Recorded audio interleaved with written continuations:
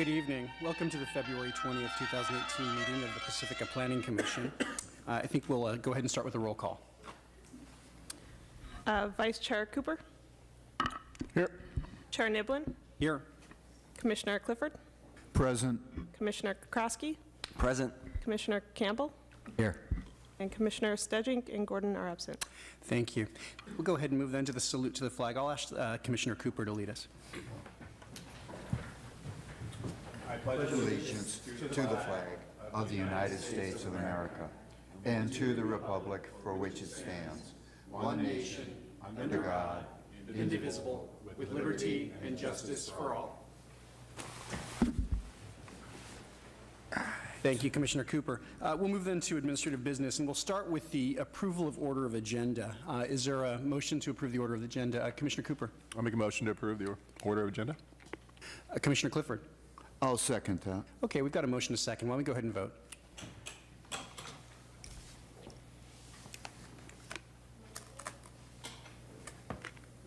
Let's see here. Maybe I'm not sure. We're all off one button or something? Let's see what's No, going I on. think it's just Cooper. That's interesting. I guess I've never seen this, Chair. I guess maybe we had an extra vote there. In any event, it was the agenda was unanimously approved. We don't have any minutes to approve tonight, so we'll move right past that. It appears that we don't need a designation of liaison to the City Council meeting. Excellent. So then we'll move on to oral communications. And this is the portion of the agenda that's available to the public to address the Planning Commission on any issue within the subject matter jurisdiction of the Commission that is not on the agenda. The time allowed for any speaker will be 3 minutes. I don't have any speaker cards for oral communications, but I'll go ahead and check and see if there's anybody who would like to speak to the Commission under oral communications. I'm not seeing anyone, so we'll go ahead then and move on to consent items, of which we have none. I just confirm that's the case.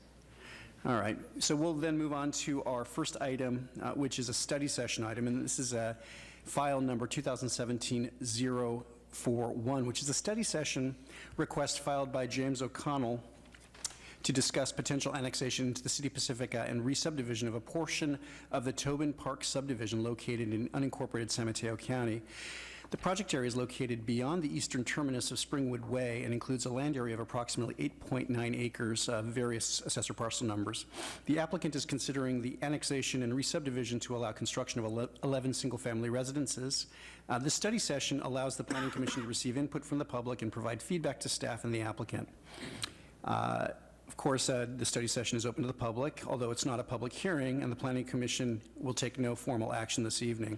There's no CEQA ramifications with respect to this since we're taking no actions. So, and what we'll plan to do is provide feedback to the staff and the applicant. So that said, I'll go ahead and ask the staff to provide us with a report on the matter. Thank you, Honorable Chair and Commissioners. I'm Senior Planner Christian Murdoch. As you indicated, the study session is meant to be an open dialogue between the Commission and the applicant to provide feedback and comments on a potential future application for this annexation and re-subdivision. To help orient the Commission and the community, the red dashed outer boundary is the Pacifica city limits. The area in question is located in the south central part of the city, indicated by the red star on this slide and subsequent slides to help with the orientation. To help zoom in, this box around that area will be on this map here. Further down, you can help orient yourself with Lindemar Boulevard, going sort of from top left to bottom right, and then you would have Perez heading down sort of north to south, and then flank off of Springwood Way.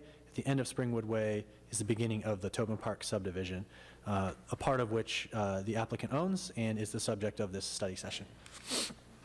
The Tobin Park subdivision is located in unincorporated San Mateo County.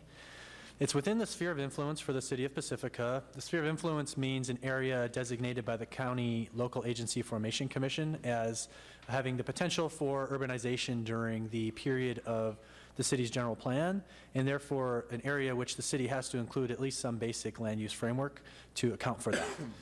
The Tobin Park subdivision was approved in 1913 by the San Mateo County Board of Supervisors, and it consisted of 986 lots, most of them 25 feet wide by 100 feet deep. Currently, they're owned by approximately 31 different owners. The applicant is one of those 31, and the total area of the Tobin Park subdivision is just about 73 acres. This is a map of the City of Pacifica Sphere of Influence prepared by the San Mateo County Local Agency Formation Commission, or LAFCO. This yellow shaded area is Pacifica's sphere of influence. It includes a number of areas on the southern boundary of the city, with Pedro Point over here and the headlands, coming down through Shamrock Ranch over, and then the subject area is right here on the eastern end of Pacifica's sphere of influence. This is the original 1913 subdivision map approved by the county. For your orientation, I've indicated an annotation here of Springwood Way. I think due to some technical issues, it did not come through in the printed versions of your packets or in the online version. But Springwood Way feeds into the main drag, which cuts through here. I believe it's known as Balboa Way or Balboa Avenue. As you'll see in subsequent slides, this map was not developed with much consideration for the existing topographical conditions of the area, for better or for worse. So with that said, it's probably fortunate that this area has not developed. We're not aware of any development activity that the county has approved within the original Tobin Park subdivision. To go back to the overview map, the red boundary is the approximate outer limit of the map that you just saw on the previous slide. The applicant's property is located at the beginning. It's roughly this area shaded in purple. There are 5 lots that are not owned by the applicant, sort of interspersed throughout this area, but for simplicity of depicting it, the purple area is roughly the land owned by the applicant. As indicated earlier, it's 986 lots. However, they're aggregated into about 70 assessors parcels currently, and again, 31 individual unique owners. The applicant's proposal would, of course, include an annexation into the City of Pacifica of only that portion of the Tobin Park subdivision shaded in purple on the preceding slide.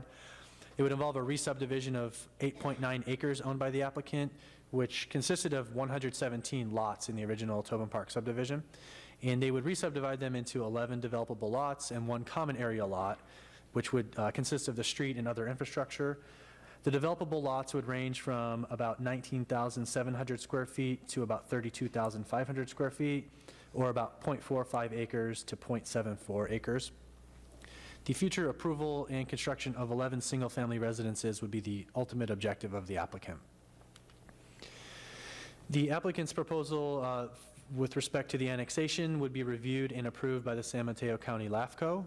They are charged under state law to review these types of boundary changes, including annexations or adding new area into the city limits of a city. The city actions required for the annexation would be pre-zoning of the area and the California Environmental Quality Act, or CEQA, review of that pre-zoning. And then, given that this is a study session, there are many unknowns still with the applicant's proposal.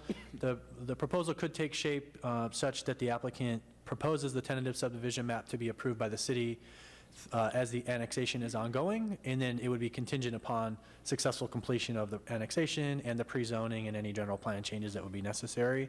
Alternatively, the applicant could simply pursue the annexation and file a subdivision map with the City of Pacifica after the annexation is complete. But assuming the applicant wanted to do it while the annexation is pending, the potential city approval of single-family residences would be dependent on whichever zoning district the city opted to pre-zone. So as part of the study session, again, with it being very preliminary and it not being a formal development application, we routed the basic plans submitted by the applicant, which included the tentative map sheet of the proposed lot configuration and street configuration. We routed that to the various city departments that typically review developments, including the North Coast County Water District, the city's water provider, which is a separate government agency. Among the preliminary comments of note from the planning department, the city's general plan in its discussion of the sphere of influence and this area in particular suggests a density of 1 unit per more than 5 acres. The applicant's proposal would exceed that by more than 6 times, given the small lot sizes relative to the 5-acre discussion in the general plan. And so in addition to the mandatory pre-zoning required by state law and the LAFCO for the annexation, any approval would be contingent upon city council approval of a general plan amendment as well to match the density. The city's engineering division indicated that the proposed streets do not appear to meet the city's street standards, whether the basic standards in administrative policy number 42 or the more specific Hillside Preservation District street standards. The applicable standards, there's some question to that. Again, it depends on the zoning which would be applied to the site. Additionally, the proposal would generate traffic on existing streets, not all of which necessarily meet the city's street standards.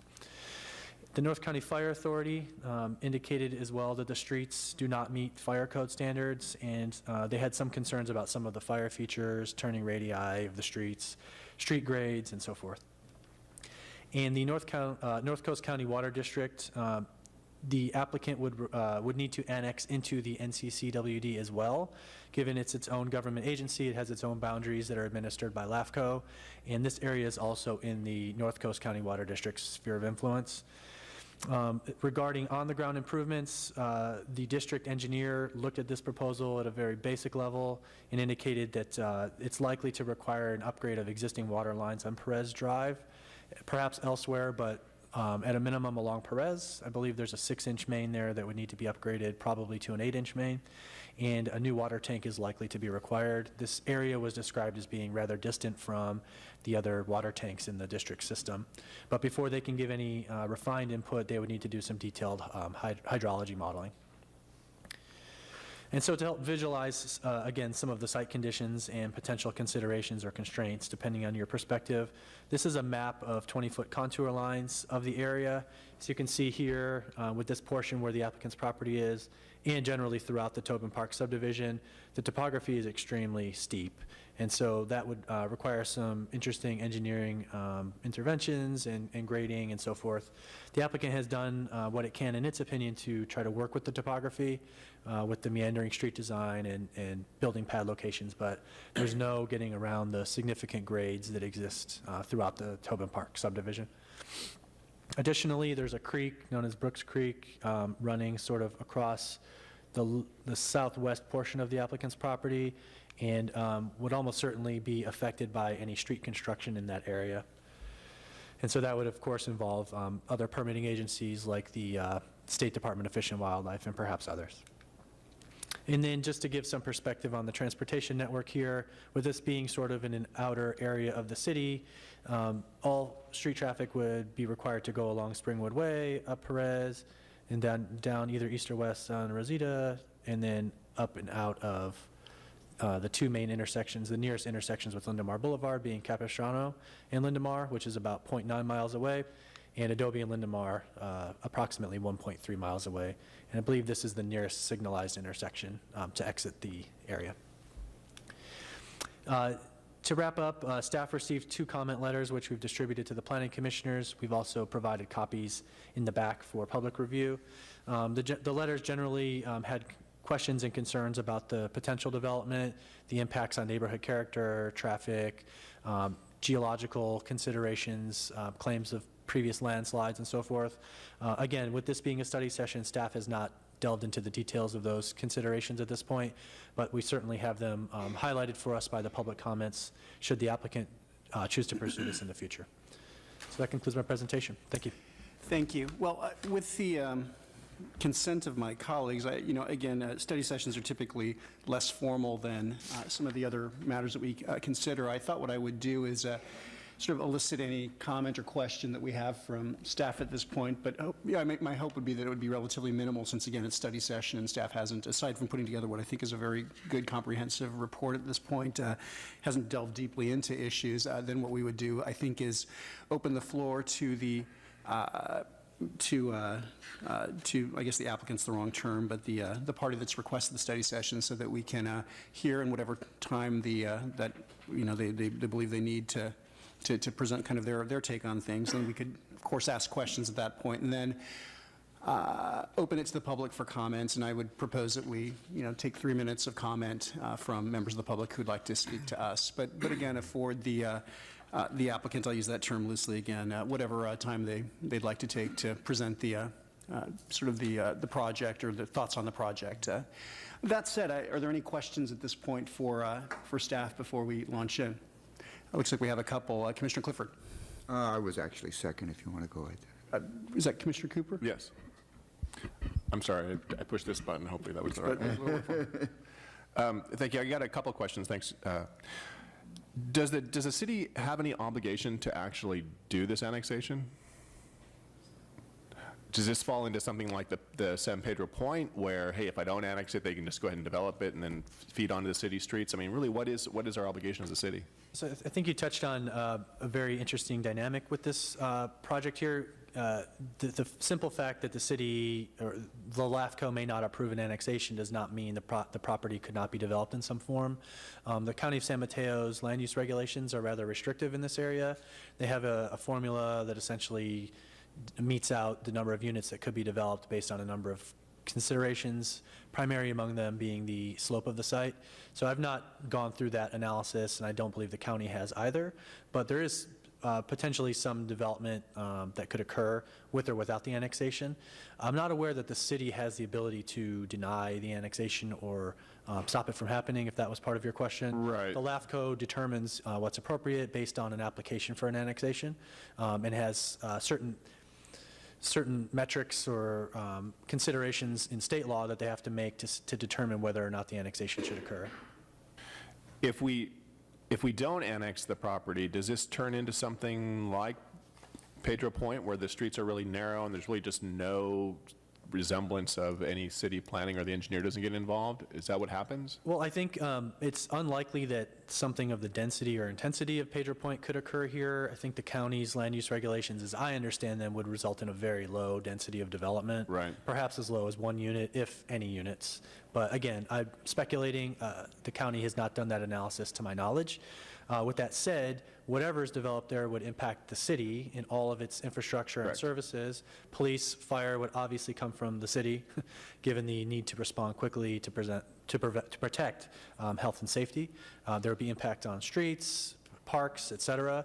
And so without the ability to capture that tax revenue, to plan for it, to impose impact fees and so forth, it would be difficult for the city to offset those negative impacts on its infrastructure. Okay. The other question I had was, there was two sorts of zoning that were presented. One was the R1H, and then one was the open space residential. And they were completely different. One was, I think, 1.3 units per acre, and one was 0.2 units per acre. Is there something in between that we could regulate, like we did Harmony at 1, where we say, hey, you know what, you can only develop a certain amount of parcels and it's zoned differently? Or are we stuck within these zoning parameters of how they... So what you're describing are the disparities between the general plan designation indicated for the sphere of influence, which is Right. open space residential. That's not a zoning classification, it's a land use designation that has Okay. prescribed density of 1 unit per more than 5 acres. The zoning suggested by the applicant as being appropriate is R1H, which is single-family residential hillside. That has a 5,000 square foot minimum lot size, and that's about it as far as applicable standards to regulate density. Really, the driving factor at this point is the general plan land use designation indicating what the appropriate densities are, and the zoning would be consistent and indicate lot sizes based off of that.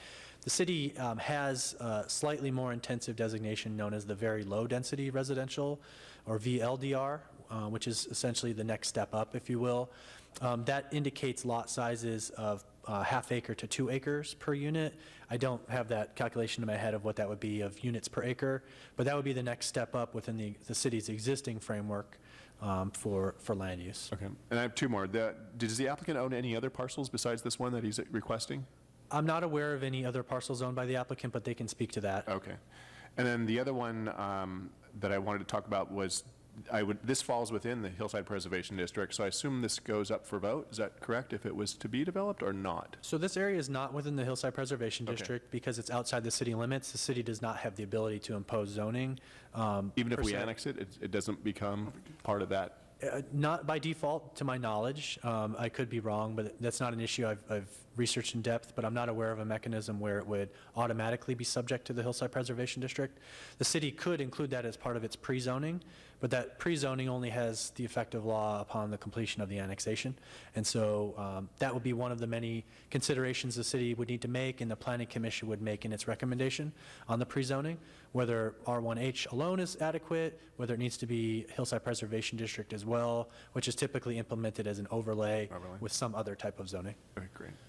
I just wanted to clarify, earlier you asked the question of whether LAFCO could just do this without the city's consent. Correct. And there are two primary ways of getting this in front of LAFCO. One is the city's request, and the other is by the landowners and the registered voters in the area petitioning LAFCO for that. And the latter is the only way that it would get in front of LAFCO without the city's consent. Okay, so they'd actually have to come in and put something on the ballot and have the cities vote on it, and then Pacifica would be It would be a signature gathering effort. a signature Yeah. gathering. Okay.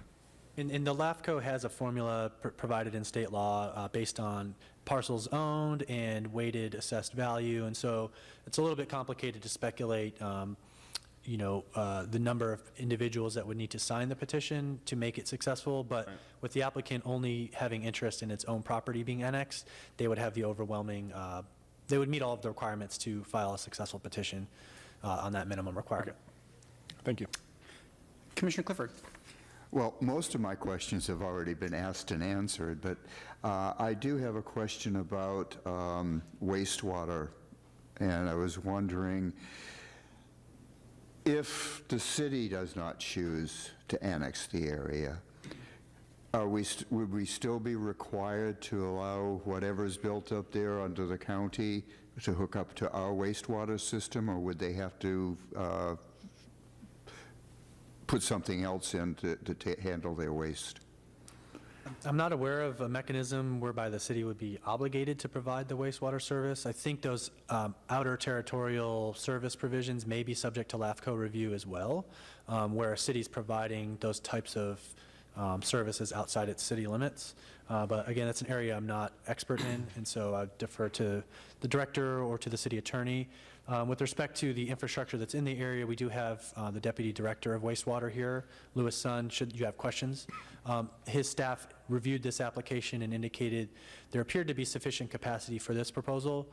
They did not evaluate in detail the broader Tobin Park, should that develop at some point. The county, at this point, I think would include in its analysis of a development the suitability of septic, which again is another key consideration.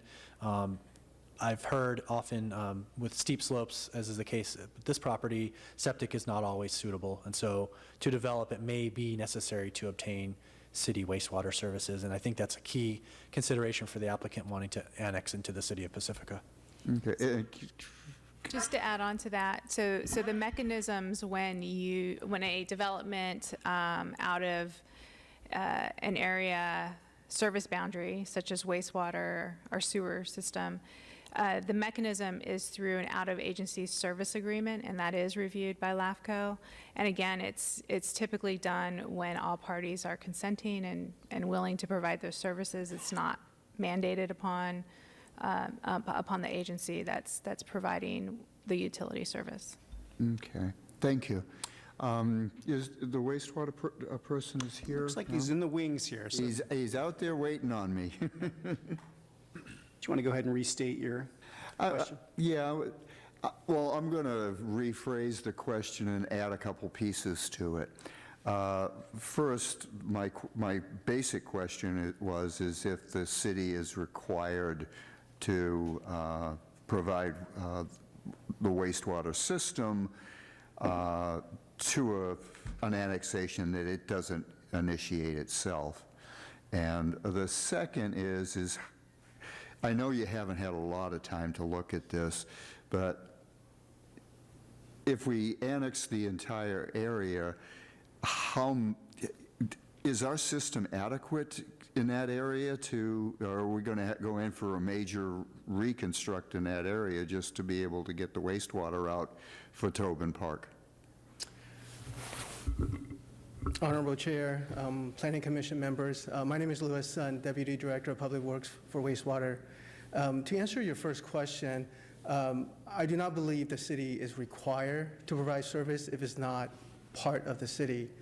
And your second question, our staff had an initial look at the collection system in that area, and it appears that it is adequate for those units, at least based on the initial plan that we saw.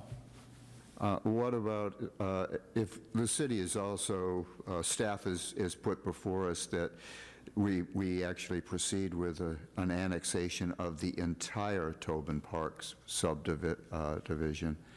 And would the infrastructure be able to handle that much more additional, beyond the 11 units that are being proposed? That I do not know, and I would request, I guess, a study to be done to look into that further.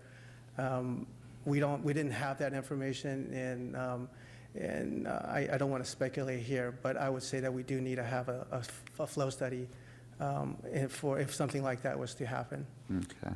Thank you very much. Thank you. Thank you. Commissioner Cooper. Thank you, Chair. I just have one more question. Because of that, and I think Commissioner Clifford asked some pretty good questions as far as being able to support, infrastructure to support this development and future developments that might be in that area once you turn one stone, the rest of the stones are going to go down the hill.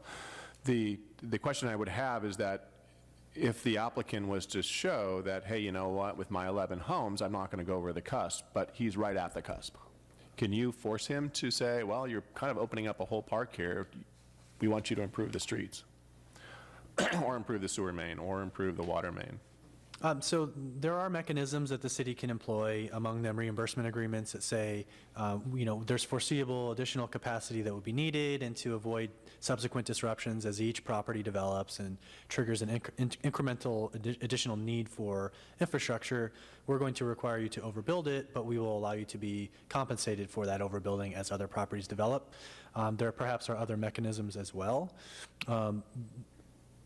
It would be more difficult to do that in the event that only this area was annexed into the city, and that's one of the compelling considerations, is that the city could impose impact fees or other funding mechanisms that would be imposed on a broader basis rather than just on a project basis in the event that the entire area was annexed and the overall infrastructure could be assessed. Yeah, that was my second question as far as the annexation and the special fees, but you're saying that if you did annex a certain portion, you could feasibly impose a separate fee for that particular area for the development, right? Correct. Okay. It would be subject to an appropriate study and Correct, yeah. engineering calculations, but yes, it could be imposed. Okay. Thank you, Chair. Great. Commissioner Clifford, looks like you had another question. Another question popped into my mind, and it's for staff here. In terms of our inclusionary housing ordinance, how would that work with these 11 proposed buildings?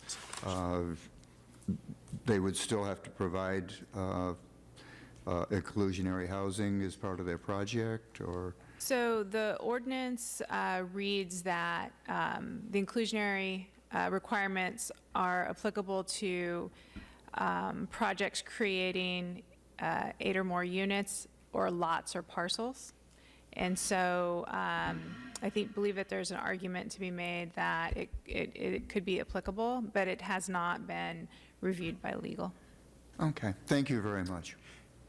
Thank you. I think then we'll go ahead and ask Mr. O'Connell to come forward, or whomever it is that's going to be speaking to this matter, and anything that staff hasn't yet sort of shared that you'd like to sort of offer to the commission, we'll be listening to it.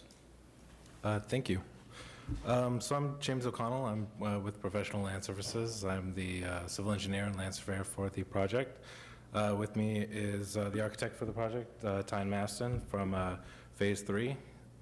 He's going to be speaking in a minute. There's a lot of good questions asked, but I'm going to stick to the written remarks for now, just to get through this to meet your time requirements. So just looking at the exhibit above, the red line on the border of the site shows the annexation which we were seeking. We understand that the city has a preference to annex the full Tobin Clark area, which will take the support of several of the other property owners to facilitate.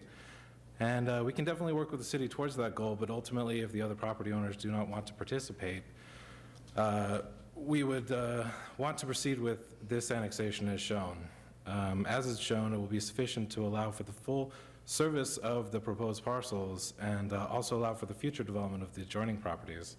The annexation of these parcels and the development in general can also serve as a guide for the other parcels whenever it is that they decide to develop and/or annex.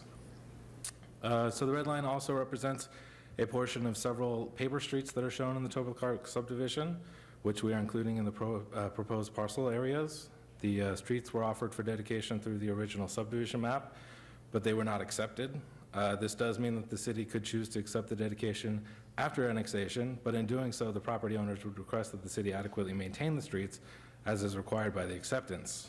We feel that it's both to the benefit of the city and the property owners if the city were to instead vacate their interests and allow for the private road to be constructed and maintained by the property owners, and instead is offered easements and public access easements for public access and utilities. So moving along, the yellow area shown is the proposed roadway, which has a few curves in it to both allow for the natural slope of the hillside while also following a minimum slope of 20%. It's our understanding from the city that we will be asking to provide a minimum slope of 15%, but we also understand that the fire department has asked for us to study the response time. So we will need to both balance the requests to see what the pros and cons are for minimizing either the slope or the response time. We're also proposing a hammerhead at the end of the fire truck turnaround that we understand the fire department will be requesting a 96-foot diameter turnaround for. This is another item that we will need to work with the city on, as the grades are quite challenging to support a street section like that. And we could instead provide the ability for a loop for in the future, which we understand may also be acceptable to the fire department. The purple areas shown are the proposed homes for the project, which will likely have to be moved a bit based on some of the additional constraints for the roadway. Our intention will be to still have 11 homes after the additional adjustments, and Tyne will explain a little bit more about the design and how it will have a minimal impact on the hillside. So lastly, you can see the blue areas, which represent the properties that are not a part of this project, but within the annexation. The design as shown will allow for these parcels to develop in the future with the ability to connect the facilities constructed by our project.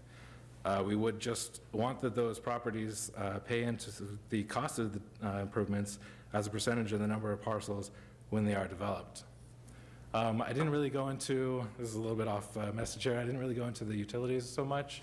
I wasn't sure how much we were going to be talking about them in this meeting. We have shown adequate facilities to meet the demands of this project, keeping in mind, of course, the necessary studies for water, sewer, storm, and whatnot. But we can probably speak on that more in the future. So with that, I'm going to turn it over to Tyne so that he can discuss the character of the existing site and the proposed homes. Hello, thank you for taking the time to let us speak. I'll just run through a few key items on the architecture quickly. We wanted to go ahead and develop a few of the plans to give it a notion of what we might be looking to develop on the site.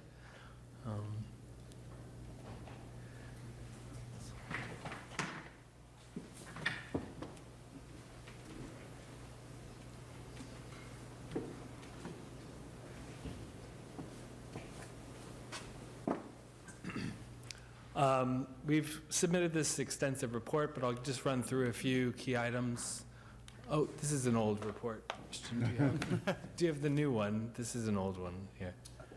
This is what came through in the Oh, email. sorry. Let me just, here we go. So this is some of the vegetation. This is the lot location and the adjustment of the lots here. And what we propose to do is to adjust each of the lots to the hillside itself. And so we developed, let me just give you case studies for lots 5 and 8, we called them, to look at how the architecture might step down the hillside. And so what we did is looked at how we could configure these on lot 8 and lot 5.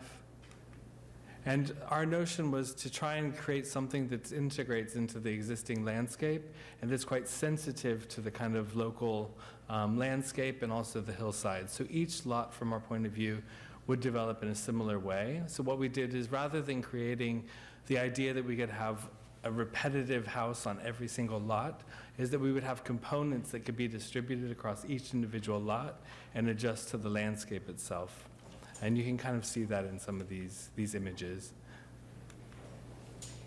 We're looking a lot at the kind of local character of California and the coastal architecture, looking at things like also Sea Ranch and also other hillside developments. But our intention is to really create something that adjusts itself to the local context of Pacifica and the hillside itself. So I'll kind of leave it at that. Thank you. Thank you. Mr. O'Connell, is there anything else at this point? Okay, excellent. You know, I think I might propose, if it's all right, that we go ahead and hear from members of the public who've submitted speaker cards, and maybe we could, at that point, share any particular reflections or questions after we've done that, unless staff has a different thought in terms of how to proceed. Excellent. So I'm going to start with Emil Kolev, followed by Leo Leon. And if you want to speak and you haven't filled out a speaker card, I'd ask that you do so, just so we don't miss you. Thank you. So Emil Kolev, followed by Leo Leon. Hi, name Emil Kolev, living at 1585 Perez Drive, Pacifica. I'm very close to that area where the project is proposed. So I read the city report, and I agree with that. There is a lot of areas where this project does not comply with what actually would determine that to be a feasible project to make over there. In terms of the general plan change, the engineering, the street width, the fire department district, and all that. Also, I looked at the houses in the project itself.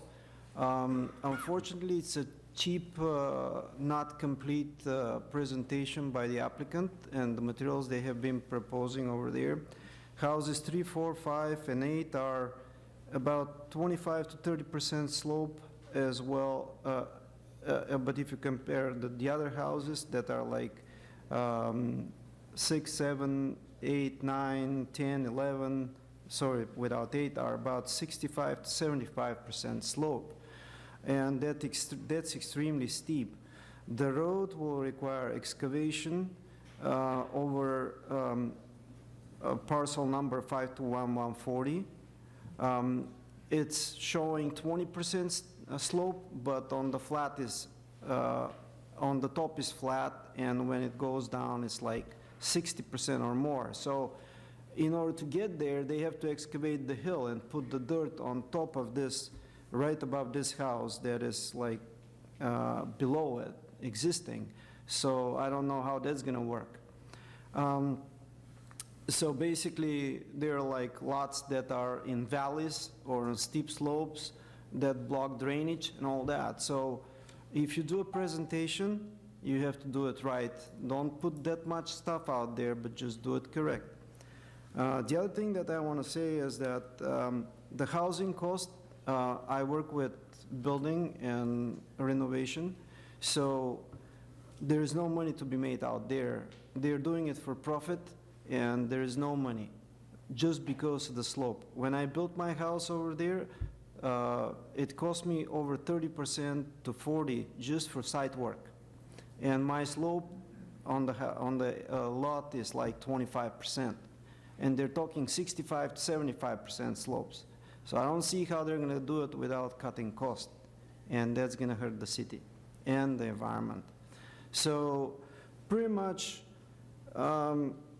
if they have to stay with the general plan and plan development and hillside preservation, the whole Tobin Park should have like 14 houses. That's all. Thank you, Mr. Kolev.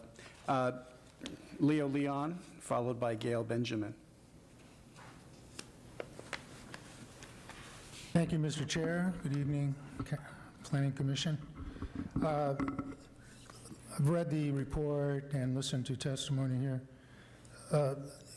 In my thinking, the priority really needs, before we start talking about designs and all of this other things, is really your pre-zoning. I think you really have to look at that first before you can address what we're going to put there and how it's going to look. So it's obvious to me, just based on the topography there, that this is an HPD property. You got to have an HPD overlay on this.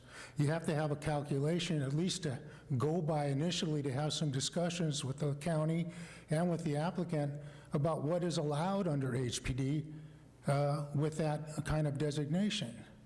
So that, I mean, to me, that's step one. You got to know what's realistic for that site before you start considering all these amazing impacts to the infrastructure and city services and safety. I was really disappointed in a way that we're looking at more narrow roads and ignoring to a certain extent the concerns of the fire department, which were well stated in the report, their requirements. I was on the planning commission. We had a 20-acre parcel here in Valamar, and we were required to put a fire turnaround in there, get the fire service in there. So that's on a single 20-acre lot. So what I'm saying is, let's get the planning right, let's get our positioning right, so that as we go forward, we have a real strong position to come from, one that's well experienced and well-founded in Pacifica planning and zoning. Glad the issue of the inclusionary housing came up. That's important. And I know when we did the Connemara project, the developers took responsibility for the roads. I mean, we really need to look at what the applicant is going to pay for and what the rest of the community is going to pay for. I think that's really an important component as well. So I don't want to belabor anything else. And there was a lot of good information in the staff report. I want to commend the reading that I was able to do in there. One other aspect that you're saying that the project didn't exist yet, or out of our sphere of influence, but there was a time when Pacifica did a lot merge. And we took all these contiguous substandard lots and we merged them. So it would be good to know to what extent that would affect this project as it comes into our sphere of influence. Thank you very much. Thank you, Mr. Leon. Gail Benjamin, followed by Ron Makel. Good evening. Good evening, Commissioners. Thank you for allowing us all to have our say. My name is Gail Benjamin, and I live at 1229 Springwood Way. We've lived there for 25 years. It is our little slice of heaven back there. Have any of you ever been up that street? No. Well, I would really like to ask that you take a drive up there while you're considering this project, because without seeing how narrow that street is and the area in which we live, it would be hard for you to, I think, make an accurate determination on this project. We are between San Pedro Valley Park and McNee Ranch. It is extremely pristine. There's no noise back there at all. We have a creek that runs through our backyard. It's Brooks Creek. It's run there for 25 years, and we've never seen it stop. But in 1982, there was a mudslide back there caused by, because it's very steep and there was erosion, and the creek was dammed, and then, of course, it just gave way and came right down the street and caused thousands of dollars worth of damage. Our street is only 19 feet wide. When there was a fire recently at one of our neighbors' houses, the fire trucks had to stack themselves all the way back to Rosita Road because they could not, two fire trucks could not get around each other, and they had to back out of the neighborhood. There was no turnaround at the end of that street large enough. And I don't see how you're going to be able to widen that street. My house sits close enough now that we had to get a variance, and there's a very steep hill on the other side of the street. So that would be quite a retaining wall, and it would impact those neighbors' properties. Anyway, thank you very much, and good luck. Thank you, Ms. Benjamin. Ron Makel, followed by Diane Harold.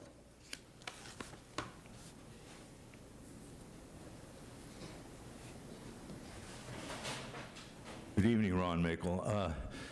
Yeah, I just want to point out, well, first I want to echo what Leo said about the lot merger. Back in the 80s, there was a lot of lots were merged throughout the state, and definitely in our city. I happen to live on a piece of property that had two lots that were merged, and all the lots behind my house on the Greenbelt were all merged. And that took place about mid-'80s, and I don't see any indication of that in the history of this project. But this is a very, obviously, the developers or this kind of a pipe dream project as far as I'm concerned, because they have no idea the complicated nature of building in Pacifica, especially in its hillsides, in beautiful natural areas like this, and the problems we have with potential mudslides and hydrology. It's very convoluted project for the situation, and the county has a planning department. They have a planning department. I just advise these guys to just go through the county. If they want to build there, let the county handle it. We don't need to get caught up in a big complicated thing like this. We had the Fassler project. That's been on a development proposal for 10 years now, and you guys are grappling with it again now. And that's a very complicated project and much, much easier landscape than this thing. So I'm just saying, I would recommend let the county handle this. Save ourselves big problems down the road. So that's all. Thank you. Thank you, Mr. Makel. Diane Harold, followed by Bruce Osterhunt.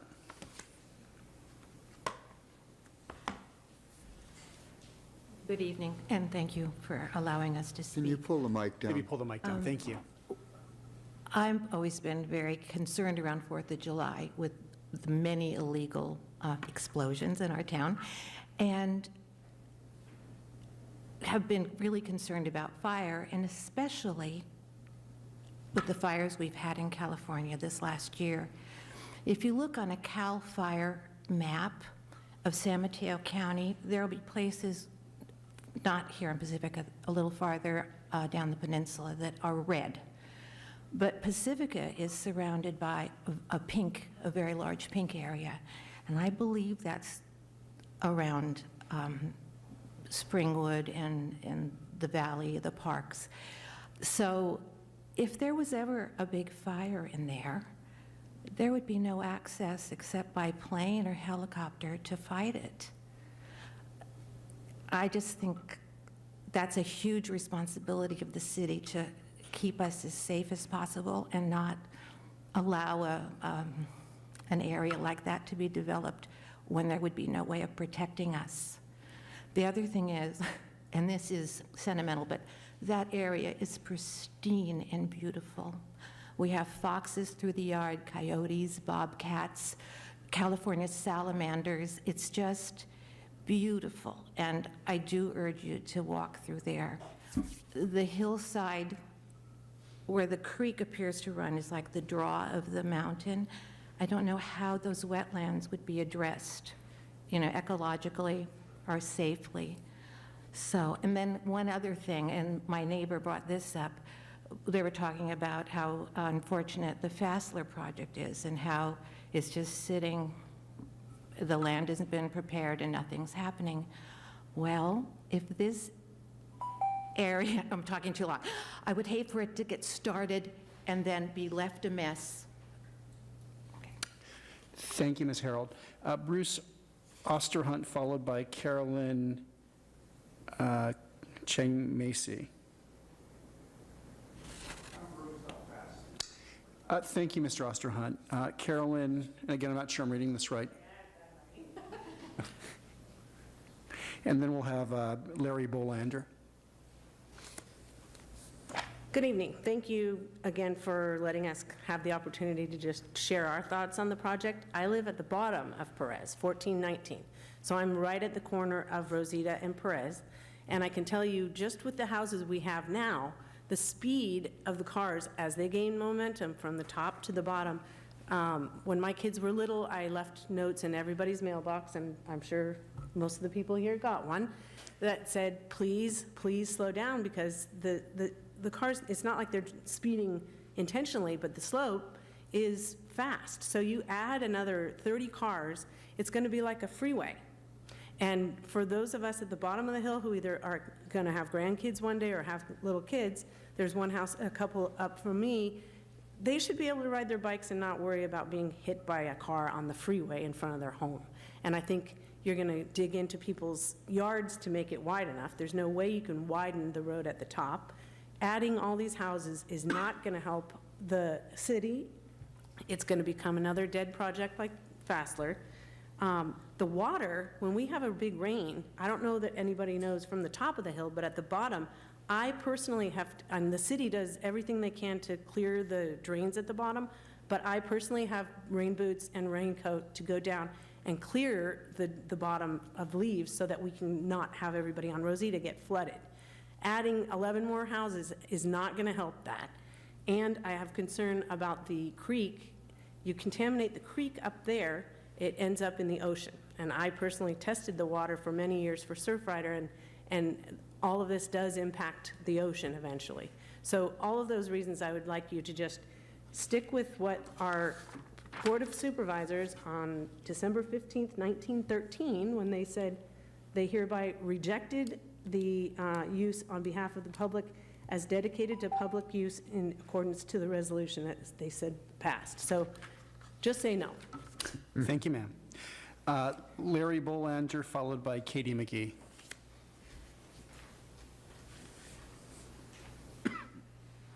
Yes, I'm Larry Bolander, and I live at 1532 Perez Drive.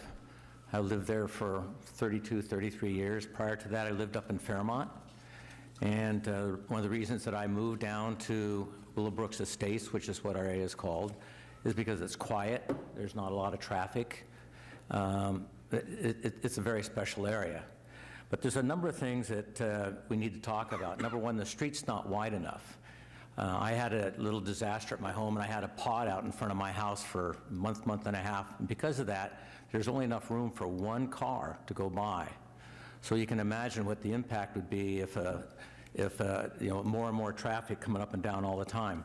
It's another thing that a lot of you don't realize is insurance companies, I've just tried to change homeowners insurance, won't insure anybody in that area anymore. State Farm, Travelers, 3As, all consider that to be a fire zone because we're right up against the GGNRA, and number one and number two, there's only one access road to the area. So if we had a big fire, let's say up in the new area, or for the whole area, how would the fire engines get up and down in there to fight the fires, which has already been brought up? There's also, a couple of years before I moved in, was when the big floods in '82 happened. And there was so much water coming down the street that it went straight across the street onto Perez and into the Lucia house, which is at the bottom of Springwood, right through the house. The same way in Valleywood Court, the water came down and went right through the Thompson home. And there was lots of damage. And that any time that you put more streets and more pavement up there, obviously you're going to increase the amount of more water that's coming down there. So, I mean, this is really nice people have spent the money and bought the property up in there, and maybe it's time to start thinking about just donating it to open space. I'm sure there's lots of big government write-offs that'll do that. But you need to think about the fire problem as well. I'm really serious. Check with your insurance company and see if you could rewrite your insurance. I couldn't. So, and that was State Farm, 3As, Travelers. So I had to go out of state for insurance because they call it a fire zone. Put more homes, bigger problem. Thank you. Thank you, Mr. Bolander. Katie McGee, followed by Martin Murray.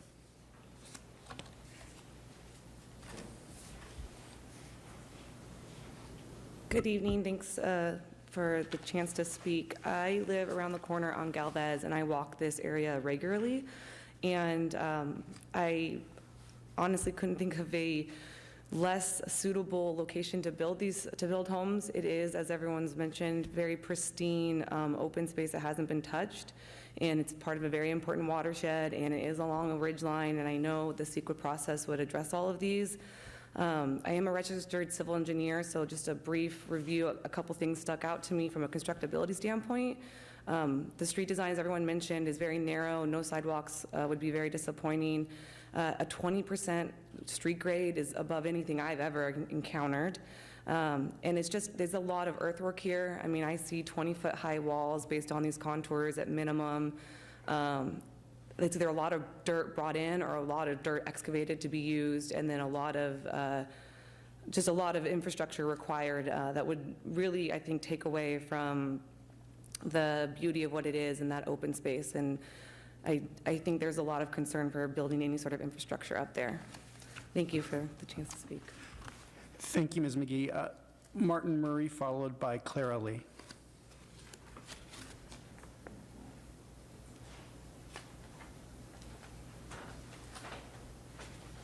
Evening, members of the commission. I'm Martin Murray. I live at 1241 Springwood Way.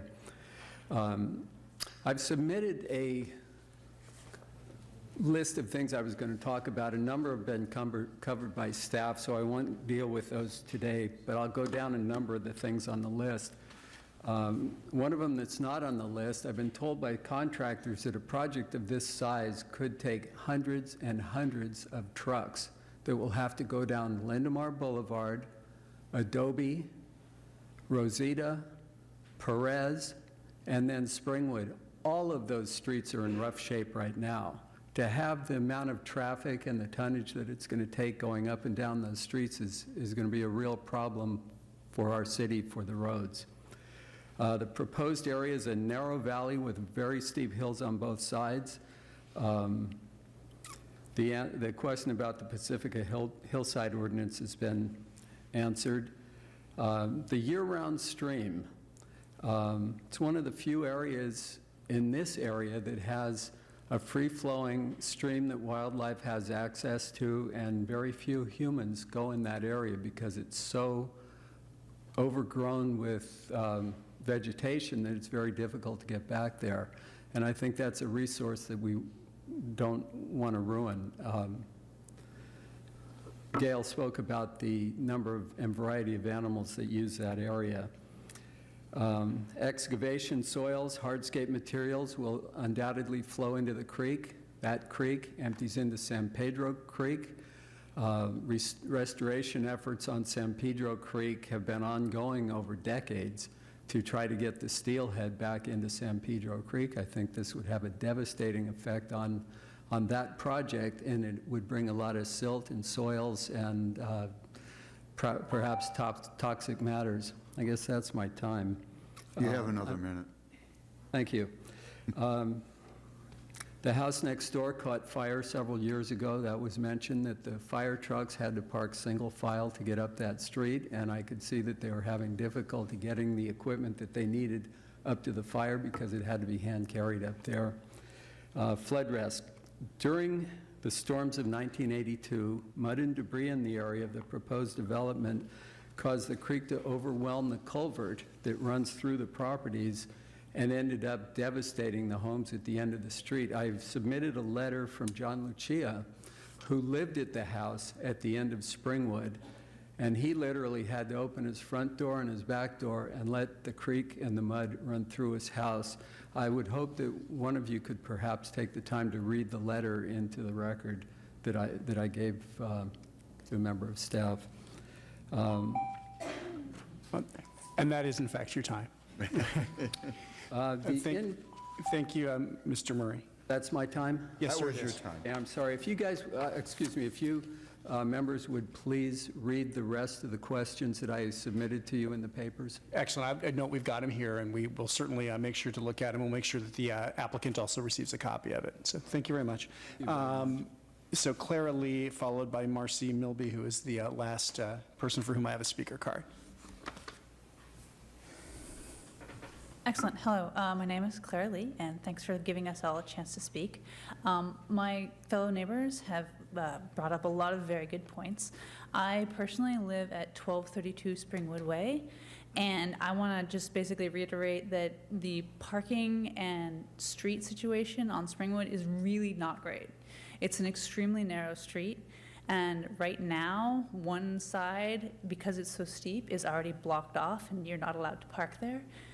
So the only way to kind of make this proposed development even work would be to widen the street so there would be any sort of traffic allowable for the 11 homes in there. And I do not see how you could possibly widen the street.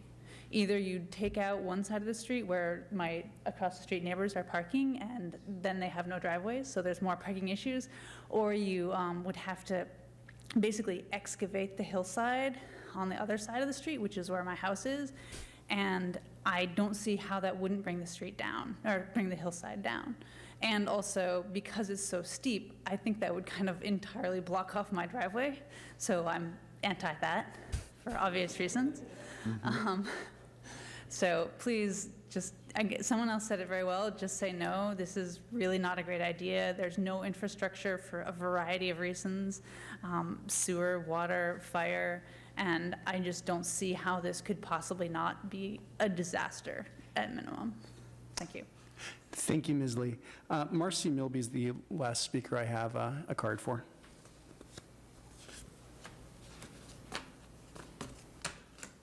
Good evening, and thank you for allowing me the time to address you. I have one correction to make. 1540 Perez is owned by the Milbys, and we've lived there for more than 10 years. And yes, the mudslide through our house is of epic proportion and repeated often in the neighborhood. So it's a real concern to me and my family who are living there now. If you've ever been on the Pacifica garden tour, then you perhaps have had the opportunity to see my yard. It is spectacular. But I'd have to say that the Planning Commission has already approved 2 homes at the end of my court. That has significantly changed the outlook of my home already, and I cannot imagine what 11 new homes would be. I thought the renderings that were shared tonight were beautiful. There was one thing that was missing. Did anybody see a car? I did not see a single car. I have a picture here of what the front of my home currently looks like after the development of 2 large homes at the end of my court. There are 10 to 20 additional cars parked on Perez. To say that a fire truck could not get down the street is real. I welcome you to come visit what's left of our beautiful neighborhood, but I advise you to park on Rosita and walk up. Thank you. Thank you, Ms. Milby. Well, that's all the speaker cards we have. And, we've been an hour into this, which is about the time we normally would spend for a study session. But one of the things that, obviously we're mandated or expected to do is provide some feedback to the staff and the applicant. So it would be my proposal that to the extent that we have, again, we're not adjudicating anything this evening, but to the extent that we have comments, concerns, feedback to staff and applicants, perhaps we could just go down the row from one direction to the other and just sort of share whatever our reflections or impressions are at this point. That's how I would propose to proceed unless I get strong opposition to move in that direction. So I don't know if anybody wants to volunteer to start. I'll start. No. Commissioner Cooper. Thank you, Chair.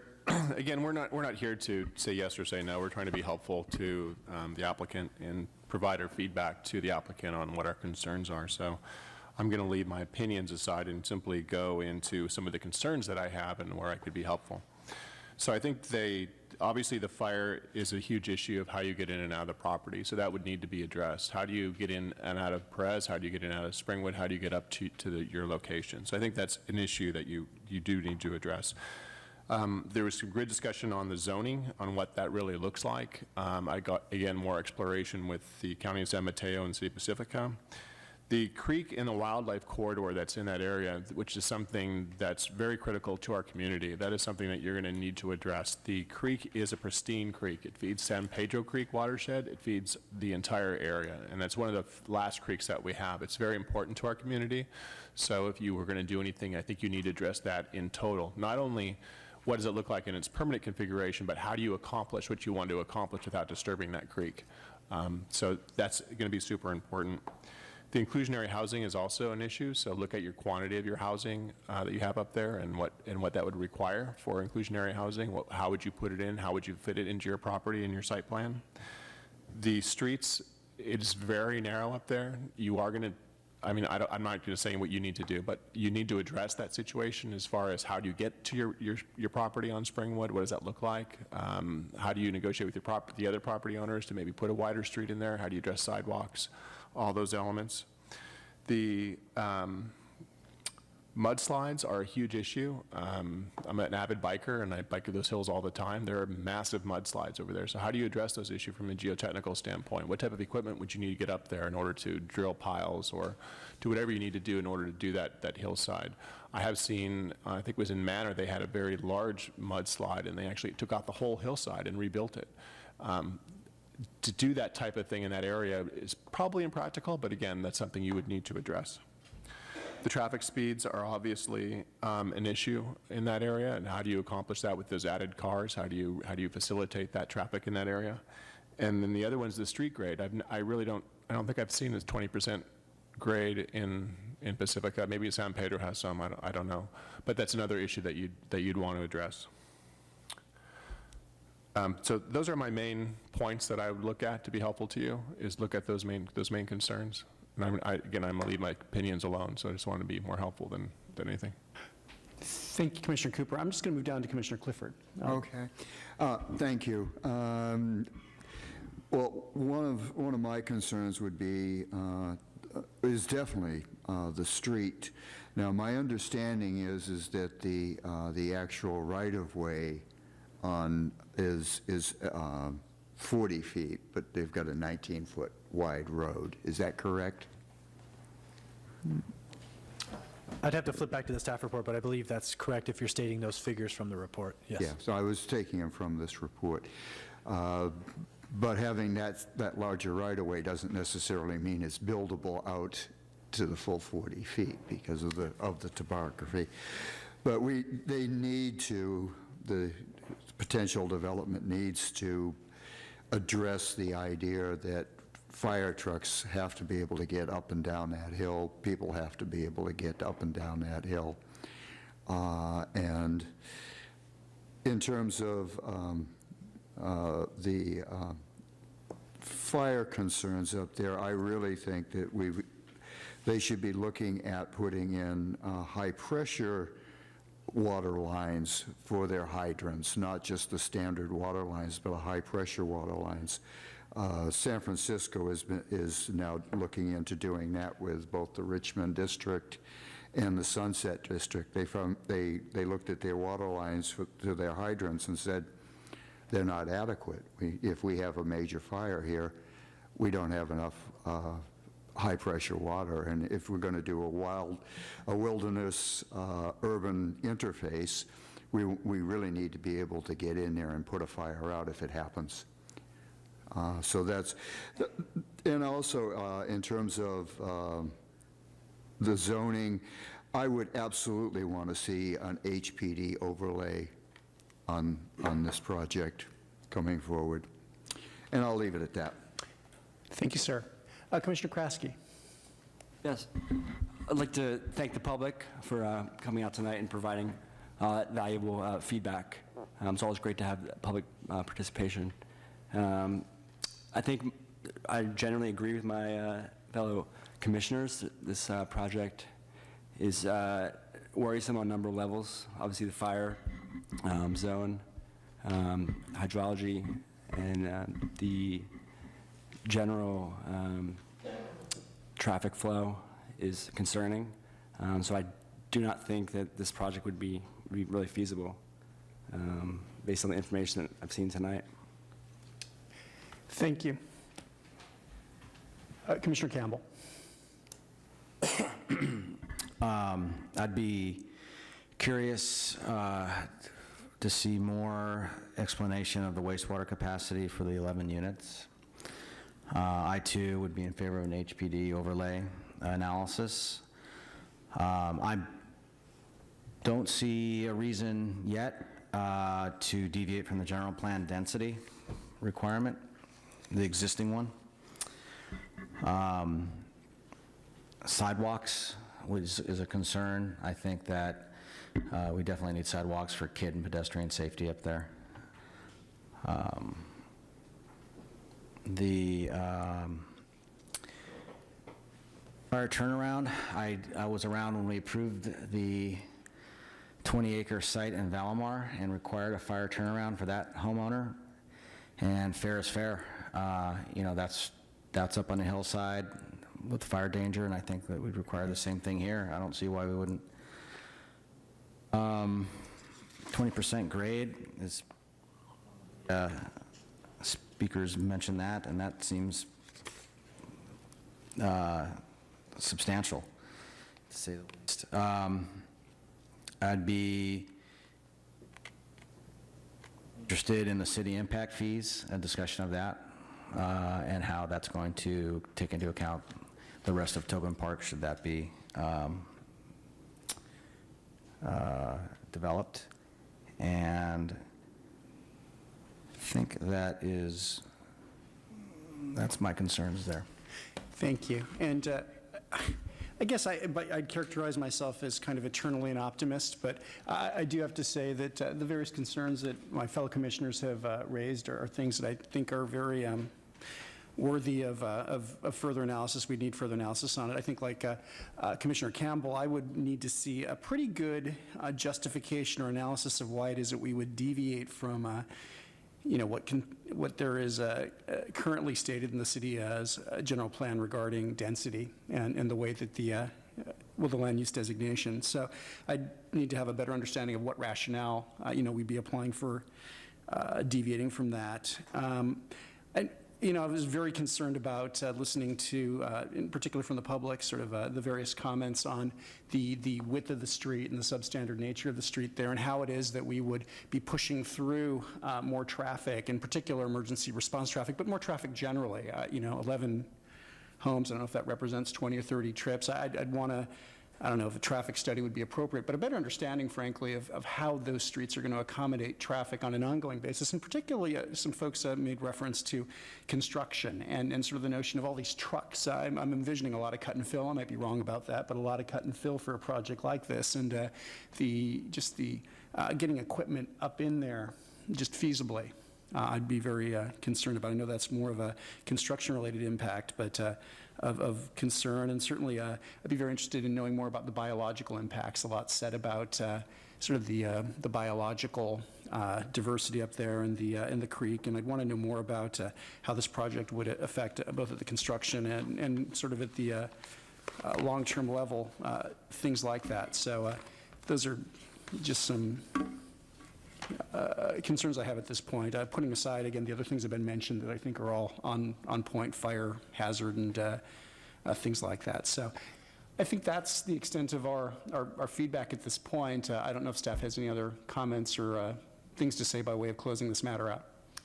Well, I've heard from two commissioners their concerns about deviating from the existing general plan density called for in this area. I think it would be helpful, considering the general plan is really the driving factor of the city's land use decisions, to hear from the other commissioners if they have any opinions, whether intensifying the density in this area could be acceptable, or if they really feel like what's in the general plan currently is probably where they feel comfortable. Okay, well, again, I'd start by saying I'd need a better understanding of why that would be appropriate to do. I'm not categorically opposed in any particular instance to amending the general plan or suggesting an amendment to the general plan, but I'd open as to that specific question, I'd open it up to my fellow commissioners to the extent they want to weigh in. I'll weigh in. Thanks, Chair. I'm not opposed to modifying the general plan. I don't like the proposed density. Maybe there's happy medium in between. I don't know. Maybe it's 4, maybe it's 5, maybe it's 3, maybe it's 6. I don't know. I'd have to have a good reason, though, to change my mind from that general plan use. I think it would all really kind of rely upon what he would propose as a development. I mean, is he going to change it around? Is it going to be less impactful? Is it smaller homes? I don't know. It's hard for me to say, but I'm not stuck on that. Hey, you know what? Got to have it. Thank you. How about Commissioner Clifford? Anything to add?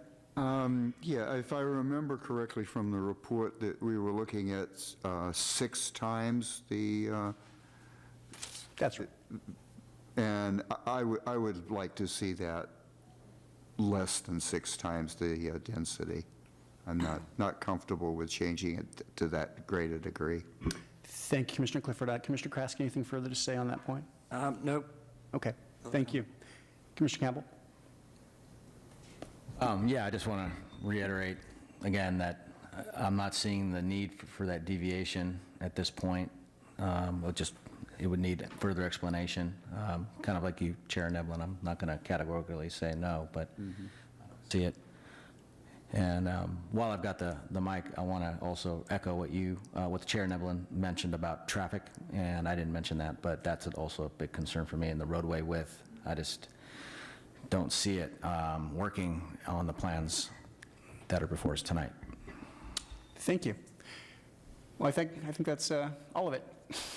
Excellent. Well, thanks, everybody. Appreciate it. So we'll go ahead then and move on to our next item, which is a new public hearing, and this is Coastal Development Permit CDP 38417 and variance PV 52118 to construct a 1,345 square foot addition, including a second story and an attached garage with a reduced front setback to an existing 1,080 square foot single-story, single-family residence on a 7,500 square foot parcel, removal of one heritage tree and demolition of an existing carport and a portion of a garage located within the public right-of-way at 400 Belfast Avenue, APN 023-026040.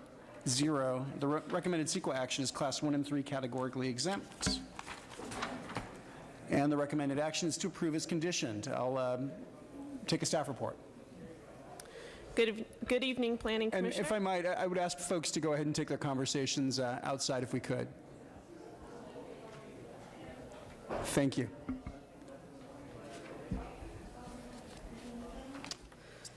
Please, go ahead. Thank you. Good evening, Planning Commissioners. I am Assistant Planner Bonnie O'Connor. This project includes construction of a 1,345 square foot, two-story addition to an existing 1,080 square foot single-story residence located at 400 Belfast Avenue in the Pedro Point neighborhood. In addition to the existing dwelling structure, the project site contains a carport to the west of the dwelling structure and a garage that it partially projects onto the public right-of-way of Belfast Avenue on the north edge of the property. The carport would be demolished and replaced with the addition on the west side of the existing structure. A new two-car garage would be constructed on the west side of the addition and would be accessible from Grand Avenue. The portions of the existing garage in the public right-of-way would be demolished and enclosed with a new wall and door. The new garage, with the proposed setback of 15 feet and 6 inches, would not meet the 20-foot front setback development standard for the garage within a R1 zoning district. Therefore, the applicant has requested a variance for this garage setback. Staff found that the size of the project site compared to other sites along the southern portion of Grand Avenue, which has a greater average slope than other portions of Grand Avenue, was much smaller than the sites that do meet the garage setback standard. Additionally, staff found that sites that were of similar size or smaller than the project site within the area of the same average slope have the existing privilege of a reduced front setback to the garage. Therefore, staff found that the approval of a variance was justified to provide the project site with the same privilege as surrounding sites with the similar average slope and same zoning. Additionally, at the applicant's request, staff prepared an alternative resolution with the findings for a parking exception in the event that the Planning Commission could not support the variance for the garage setback. The alternative resolution includes an additional condition of approval, which would require the applicant to reduce the length of the garage from a 19-foot interior to a 16-foot interior and reduce the addition by 1 foot and 6 inches off the western edge.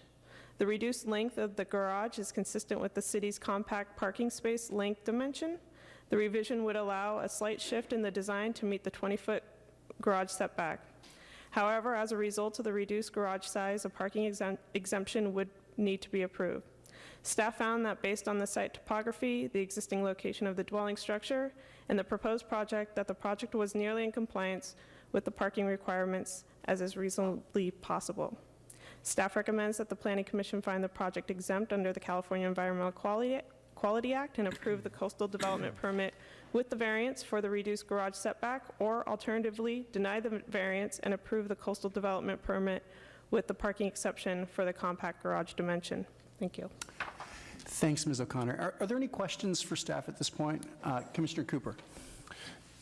Thank you for that. Do you have any opinion on whether or not you'd prefer the smaller garage or if you'd prefer the variance for that area? I mean, I'm not that familiar with that area, so I'm asking the question from your opinion.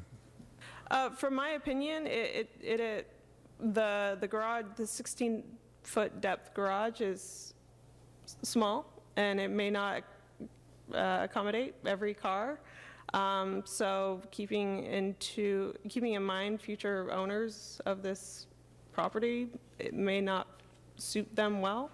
It's my opinion that the variance may be a better design for this property, in addition to being consistent with the other properties on this portion of Grand Avenue.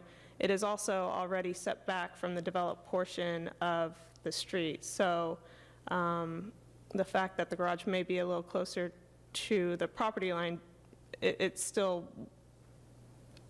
well beyond the developed street. Wall Street, okay. Thank you.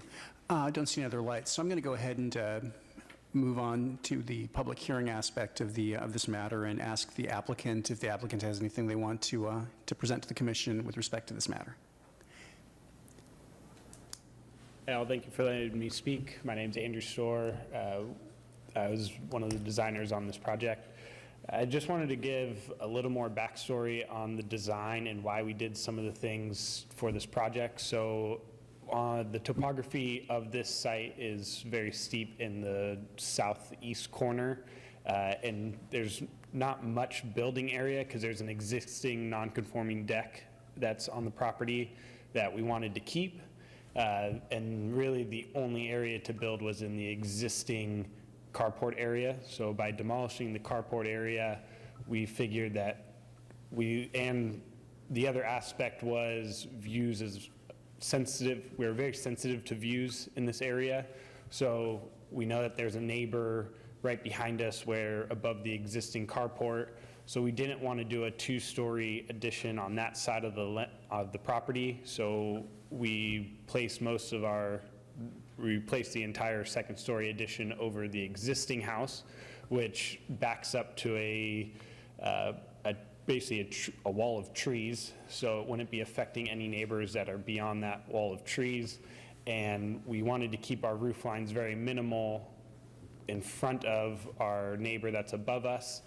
I think Bonnie did a very thorough report, and we also wanted to keep the look of the existing house kind of throughout the addition, so it didn't look like you had the existing house and you just added on 1,000 square feet and doubled the size of the home.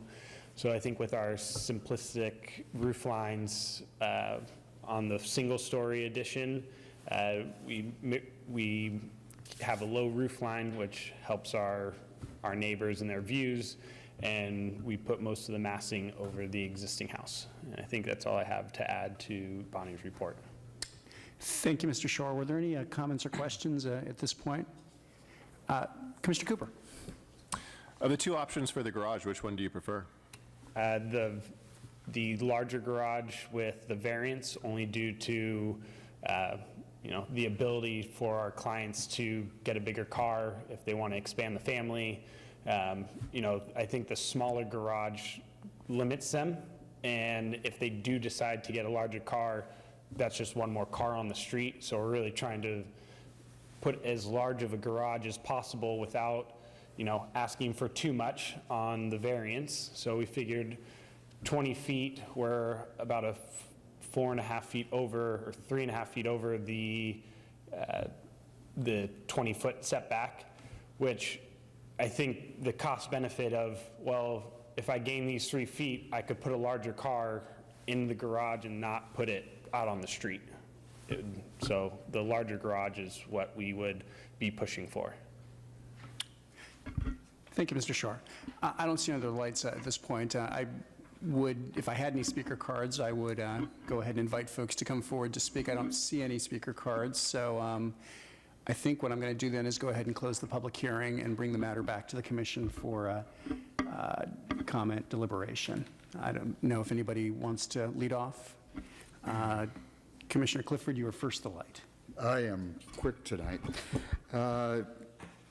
I'm quite comfortable with this project with the variance. I'm more comfortable with it with the variance than I would be with the parking exception. Thank you.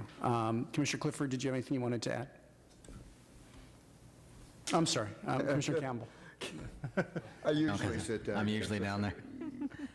I'm in agreement with Commissioner Clifford's comments and go with the variance, especially in light of the existing distance from the garage from the street. Thanks, Commissioner Campbell. I don't see any other lights, so I'm supposing that a motion would be in order if somebody wanted to make one. Commissioner Clifford. Well, I will move that the Planning Commission find that the project is exempt from the California Environmental Quality Act, approve the Coastal Development Permit CDP 384-17 and variance PV-521-18 by adopting the resolution, including an attachment as attachment B to the staff report. I'm having trouble tonight.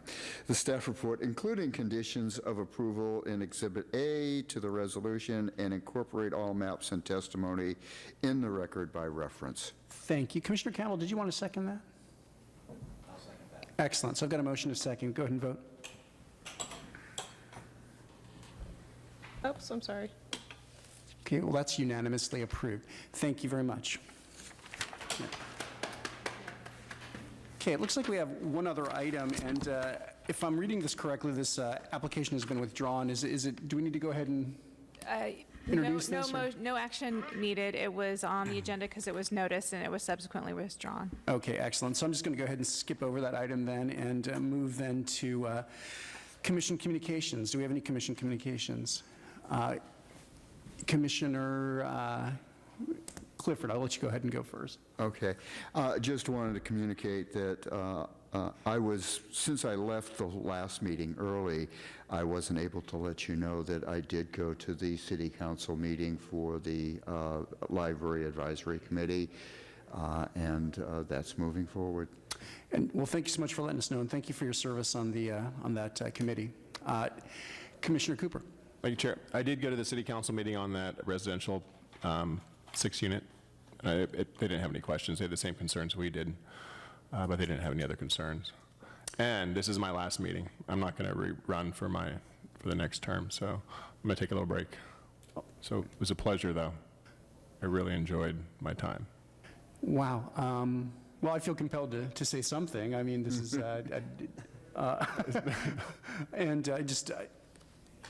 Well, anyway, it's been, for myself personally, we were appointed at the same time, and it's been for me a great pleasure to get to know you and to work with you. I've always, one of the things I've admired is your ability to actually, sort of get really, really granular with respect to, for example, assessing plans, and yet at the same time being able to keep a real good focus on the big picture. And aside from the fact that we're oftentimes kind of aligned in some ways of looking at the world. So really, again, I've appreciated serving with you. No, thank you, and I like to thank staff. I mean, staff's been great. I mean, these reports, since we've come aboard, I don't know how many years ago, they've gotten really good, and they're really easy to follow, and you guys are always prepared. So so thank you very much. I've really enjoyed my time. So Thank you.